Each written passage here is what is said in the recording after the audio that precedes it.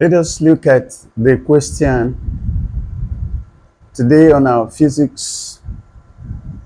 We want to solve a question, and the question says, at what respective values of x, y, and z is the unit of force Newton be dimensionally equivalent to capital M raised to power x, capital L raised to power y, capital T raised to power z?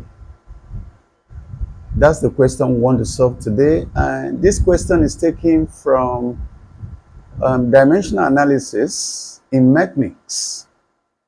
So let us go to the class and see how we can simply solve this problem. The question we read says we should determine the values of x, y, and z when the unit of the force, Newton, is equivalent to the expression capital letter M raised to power x, L raised to power y, and T raised to power z. Now, this is a statement of physics from dimensional analysis and from the mechanics aspects of the subject. So we will have to translate the statement first and foremost to mathematical equation, and then we solve. So if we do that,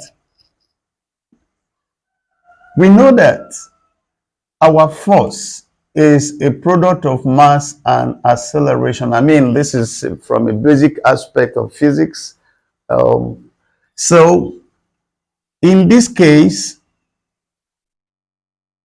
mass is expressed in kilogram. Acceleration, the unit of acceleration is meters per second squared, all right? So this is called the basic or the fundamental unit of force, while the Newton is the derived unit. Newton is the derived unit for force. So in every problem in dimension, all derived units given will always have to be first and foremost translated to the basic unit. So the basic unit given, we translate the Newton to its basic form, that is meters per second squared, and we're told that this is equivalent to M raised to power x, L raised to power y, and T raised to power z. All right, this is what the question says. Now, when mass is expressed in kilogram, the dimension is capital letter M. The next is when length is expressed in meters. Length expressed in meters, its dimension is capital letter L. And then when time is expressed in seconds, the dimension is capital letter T. So the expression on the left-hand side, we'll have to translate it to its dimensional form. So this kilogram is therefore capital letter M, and then it's raised to power minus 1. The meters here is for length, so it's L, and then per second squared is for time. This is raised to power minus 2. This is said to be equivalent to M raised to power x, L raised to power y, and T raised to power z respectively.